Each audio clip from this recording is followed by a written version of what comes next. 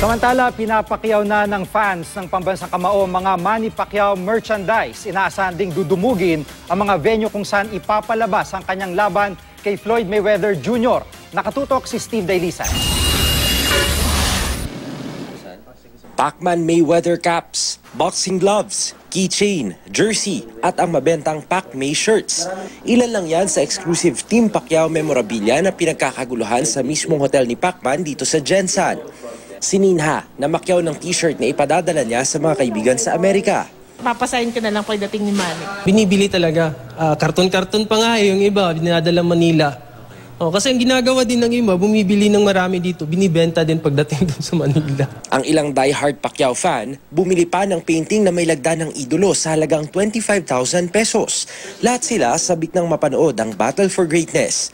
Maraming boto kay Pacman, pati ang ilang dayuhan. Pacquiao. Not Mayweather? Nope. Pacquiao. Pacquiao's more willing to go longer rounds. Fight from the heart. Sa Lagaw Gym, nakaayos na ang upuan, widescreen display at sound system para sa live screening ng laban. Maging sa Zamboanga City, handa na pati ang generators na gagamitin sakaling mawala ng kuryente.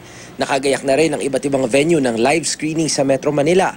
Sa Valenzuela, may boxing ring pa sa gitna ng Astrodome. Higanting LED screen naman ang gagamitin sa Caloocan City. Ganun na rin ang iba pang lugar sa Maynila.